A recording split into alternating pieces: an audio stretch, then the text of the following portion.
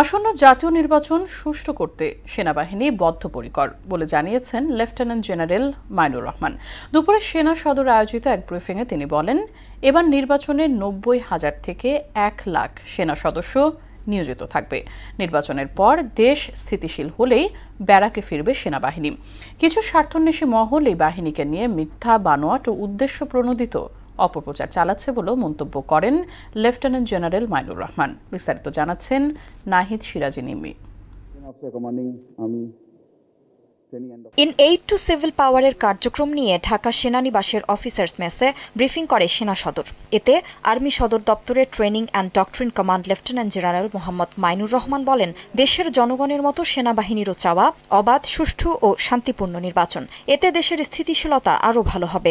দেশের জনগণের মতো সেনাবাহিনীও চায় সরকার যেভাবে রূপরেখা প্রণয়ন করেছেন সেই রূপরেখা অনুযায়ী একটা অবাধ, সুষ্ঠু এবং গ্রহণযোগ্য নির্বাচন অনুষ্ঠিত হোক।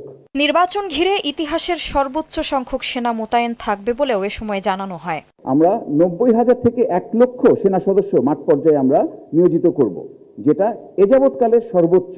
এবং আমাদের পরিকল্পনায় জেলা পর্যায়ে, উপজেলা পর্যায়ে, এমনকি ক্ষেত্র বিশেষে আপনার আসন ভিত্তিক আমরা ক্যাম্প স্থাপন করে যথাসম্ভব এই আইনশৃঙ্খলা পরিস্থিতি নিয়ন্ত্রণে রাখার চেষ্টা করব। কিছু স্বার্থান্বেষী মহল সেনাবাহিনীর নেতৃত্বকে প্রশ্নবিদ্ধ করতে সোশ্যাল মিডিয়ায় মিথ্যা, বানোয়াট অপপ্রচার চালাচ্ছে বলে অভিযোগ করেন মাইনুর রহমান।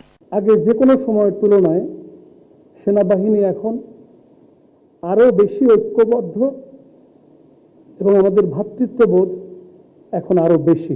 আমার অনুরোধ থাকবে, সামাজিক যোগাযোগের মাধ্যমে যে প্রচারণা, এটাকে আমরা পরিহার করে ঐক্যবদ্ধভাবে সামনের দিকে এগিয়ে যাই।